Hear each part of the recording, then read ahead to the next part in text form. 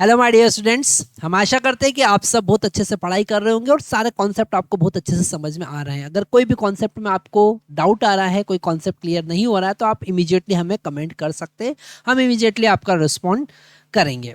यहाँ पर हमने देखा कि अगर चैप्टर नंबर 3 की हम बात कर रहे हैं, चैप्टर नंबर 3 में हम अगर कन्वर्ट करना चाह रहे हैं, रेशनल नंबर को कन्वर्ट करना चाहते हैं। लास्ट लेक्चर में क्या देखा, हम उसकी बात कर रहे हैं। Rational number, rational digit decimal को अगर पी बाई क्यू के फॉर्म में आपको कन्वर्ट करना है, पी बाई क्यू के फॉर्म में कन्वर्ट करना है, तो हमारे पास में दो केस बनते हैं। या तो टर्मिनेटिंग डेसिमल है, जिसे कन्वर्ट करना बड़ा इजी हो जाएगा, जैसे हमने एक एग्जांपल देखा था 0.36, फटाफट आप कन्वर्ट कर सकते हैं। और अगर वो रिपीटिंग डेसिमल है तो कन्वर्ट करने के लिए हमने एग्जांपल देखा था अलग अलग केसेस से, अलग अलग केसेस से। अगर वो प्योर फॉर्म में है, अगर वो प्योर फॉर्म में मतलब केवल उसमें रिपीटिंग ही है, नॉन रिपीटिंग कोई भी डिजिट नहीं है, कोई भी डेसिमल नॉन रिपीटिंग नहीं है, तो आप डायरेक्टली वहां पर 10 का मल्टीप्लाई करके या जितने रिपीटिंग नंबर हैं उसका मल्टीप्लाई करके उतने टाइम्स 10 रेज़ टू पावर का मल्टीप्लाई करके आप उसे फटाफट कन्वर्ट कर सकते हैं। ये अलग कॉन्सेप्ट हमने देखा था। अगर यहाँ पर एक डिजिट जो है वो नॉन रिपीटिंग है और एक डिजिट रिपीटिंग है, तो आप पहले 10 का मल्टीप्लाई करें, फिर वापस से 10 का मल्टीप्लाई करें, फिर सब्ट्रैक्ट करें। ये स्टेप्स हमने देखी थी। ठीक है, अगर यहाँ पर दो डिजिट जो है, पॉइंट के बाद में दो डिजिट जो है वो नॉन रिपीटिंग है और एक डिजिट ही रिपीटिंग है, तो आपको क्या करना, पहले 100 का मल्टीप्लाई करना, फिर 10 का मल्टीप्लाई करना।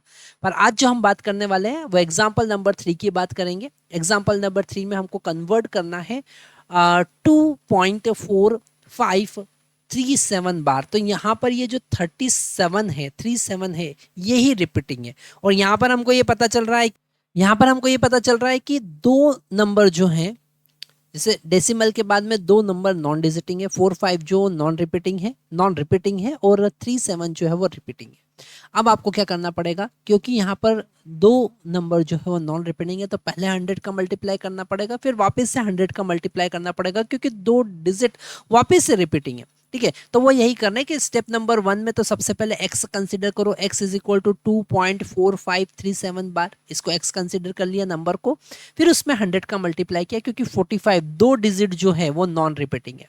तो दो डिजिट अगर नॉन रिपीटिंग है मतलब 10 raise to power 2 that is equal to 100, तो 100 का आपको मल्टीप्लाई करना है। तो हमने यहाँ पर लिखा 37 जो है वो रिपीटिंग है, दो डिजिट, तो सबसे पहले हमने 100 का मल्टीप्लाई किया और 100 का मल्टीप्लाई किया तो हमको क्या मिला। तो स्टेप नंबर 1 के बाद में स्टेप नंबर 1 जो है, ठीक है, स्टेप नंबर 1 जो है उसमें हमको x कंसिडर करना है, तो x इक्वल टू 2.4537 बार।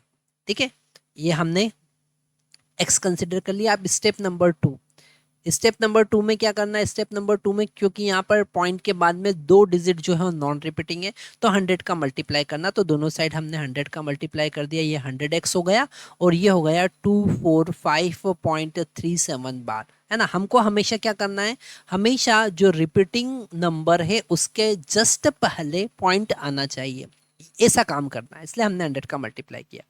फिर अब इसको हम कैसा लिख सकते हैं, इसको हम लिख सकते हैं 100x इक्वल टू 245.37 और 37 बार। ऐसा क्यों लिख सकते हैं, क्योंकि रिपीटिंग है, रिपीटिंग का मतलब ये बार बार रिपीट होगा, इनफाइनाइट तक जाएगा वो, तो भैया रिपीट होगा। फिर हम इसमें क्या करेंगे अब स्टेप नंबर 3 में now multiply again 10 raise to power 2। ठीक है, क्योंकि दो डिजिट रिपीटिंग है, तो फिर से हम 100 का मल्टीप्लाई कर देंगे। 100 का मल्टीप्लाई करने के बाद ये बना हमारा 10,000x और ये हो गया 24537.37 बार। फिर से हमने उसे 37 बार को अलग बना लिया। ठीक है, तो ये हो गया हमारा इक्वेशन नंबर 1 और ये हो गया इक्वेशन नंबर 2। अब इन दोनों को हम सब्ट्रैक्ट करेंगे, तो इक्वेशन नंबर 1 में से हम इक्वेशन नंबर 2 में से हम 1 को सब्ट्रैक्ट करेंगे। ठीक है, तो क्या मिलता है जरा देखते हैं। यहाँ पर मिला 10,000 x minus 100x is equal to, यहाँ पर राइट हैंड साइड टर्म क्या था, वो था 24537.37 बार, माइनस करना है हमको इसमें से 245.37 बार, है ना, समझ गए। तो आप अब यहाँ पर सब्ट्रैक्ट करने के बाद ये मिला, 10,000 में से 100 सब्ट्रैक्ट करेंगे तो 9900x हमको मिलेगा, और इसको सब्ट्रैक्ट करेंगे तो क्या मिलेगा, ये तो जीरो हो गया तो 0.003737 सब्ट्रैक्ट हो गया। अब 7 minus 5 that is equal to 2, और 3 minus 4 that is equal to 9, तो एक इसके पास गया तो ये 4 minus 2 that is equal to 2, और ये हो गया 24 as it is, 24 as it is. ठीक है, अब हम इसे x इक्वल टू लिख सकते हैं 24292, है ना, ये लिखा है यहाँ पे 24292 डिवाइडेड बाय 9900। आप चाहे तो 2 से इसे कैंसिल भी कर सकते हैं, और भी आगे जो भी टर्म है उसे कैंसिल कर सकते हैं, और यहाँ पर कैंसिल करने के बाद में हमारे पास में आंसर आ जाएगा। वैसे ऐसा भी लिख सकते हैं तो चलेगा। तो आपने p बाई क्यू के फॉर्म में उसे रिप्रेजेंट कर दिया, है ना। तो जितना भी कॉम्प्लिकेशन आता रहेगा उससे आप बहुत इजीली सॉल्व कर सकते हैं अगर कॉन्सेप्ट आपके क्लियर है तो। आगे हम देखते हैं यहाँ पर आगे हमारे पास में क्या, तो आगे उन्होंने समरी के फॉर्म में हमको बताया है कि आपके पास में अगर प्योर रिपीटिंग है तो आप क्या करेंगे, और जनरल रिपीटिंग है तो आप क्या करेंगे। प्योर रिपीटिंग मतलब केवल रिपीटिंग नंबर ही है, नॉन रिपीटिंग नंबर है ही नहीं। तो जितने भी रिपीटिंग डिजिट है, मान लेते हैं n डिजिट जो है, n जो है वो नंबर ऑफ रिपीटिंग डिजिट, तो 10⁻n का मल्टीप्लाई करके सब्ट्रैक्ट कर देंगे। अगर जो m नंबर जो है ना, ये ध्यान से समझ लेना, आपको ये स्टेप्स आप समझ सकते हैं। अगर आपने ये लास्ट वाला कॉन्सेप्ट समझ लिया है, सारे एग्जांपल अच्छे से समझ लिए हैं, तो आपको ये समरी समझने में कोई दिक्कत नहीं आएगी। तो m अगर नॉन रिपीटिंग डिजिट है तो 10⁻m का मल्टीप्लाई करना है, फिर n जो है वो रिपीटिंग है तो 10⁻n का मल्टीप्लाई करना है, और फिर सब्ट्रैक्ट करना है। ये स्टेप्स है जनरली, तो उन्होंने एक समरी के फॉर्म में दिया है कि आप फटाफट समझ लो। ठीक है, फिर यहाँ पर नेक्स्ट टॉपिक उन्होंने कहा है 3.6.2 the magic of cyclic number. ठीक है, अब यहाँ पर देखो 1/7, वो कह रहे हैं कि 1/7 आप इसे डिवाइड करो, लॉन्ग डिवीजन मेथड से डिवाइड करो, और लॉन्ग डिवीजन मेथड से डिवाइड करेंगे तो आपके पास में क्या मिलेगा, 142857। ठीक है, उसके बाद वापस से 14275 ऐसे बार बार ये डिजिट आपके पास में रिपीटिंग होंगे, तो आपको मिलेगा 0.142857 बार। ठीक है, ये रिपीटिंग होगा। आप एक बार करके देखिएगा, 1 को 7 से डिवाइड कीजिएगा, तो एक बार डिवाइड होगा 7 बचेगा, रिमाइंडर बचेगा 3। ठीक है, यहाँ पे 0 आ जाएगा, फिर 4 टाइम्स जाएगा तो 28 मिलेगा, है ना। फिर यहाँ पर रिमाइंडर बचेगा 2, तो फिर 2 टाइम्स यहाँ पर जाएगा तो 14, है ना। तो रिमाइंडर बचेगा 6, फिर यहाँ पर 8 टाइम्स जाएगा 60 हो जाएगा, 8 टाइम्स। ठीक है, 56 हो जाएगा, 4 बचेगा, फिर यहाँ पर 5 टाइम्स जाएगा 35, है ना, 5 बचेगा, फिर यहाँ पर 7 टाइम्स जाएगा क्योंकि 7 7 49 होते हैं, तो यहाँ पर 49, शायद ये हमारे वीडियो के पीछे जा रहा है, तो यहाँ पर अब हम ये डिजिट्स हमारे वीडियो के पीछे आ रहे हैं तो वो थोड़ा सा छोटा कर लेते हैं। ठीक है, अब 7 टाइम्स गया ना, फिर अगर हम 49 लिखेंगे तो मिलेगा 1, वापस से 1 आ गया। ठीक है, फिर से ये डिजिट वापस से रिपीट होगा।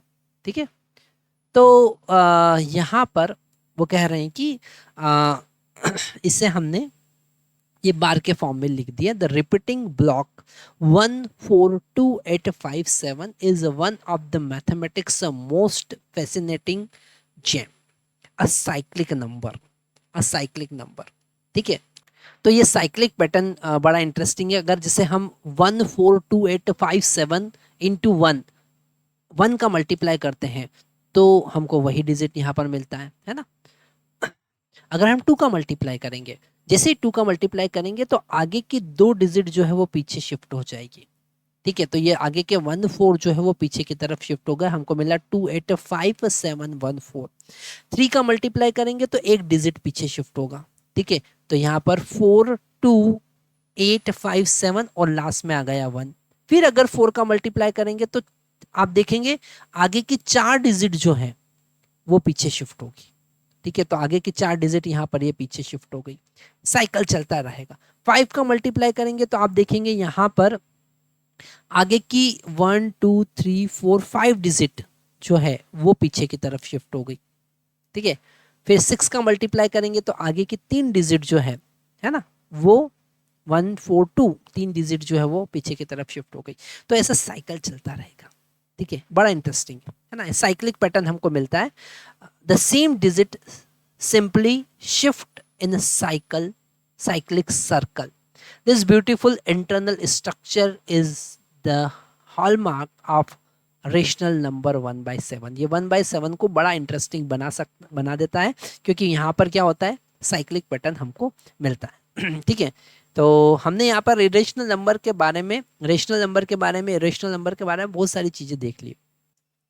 नेक्स्ट हमारे पास में टॉपिक जो आता है वो आता है 3.6.3 और इर्रेशनल डेसिमल की वो बात कर रहे हैं। ठीक है, इर्रेशनल डेसिमल जो है वो बड़ा इंटरेस्टिंग है। Chose and infinity.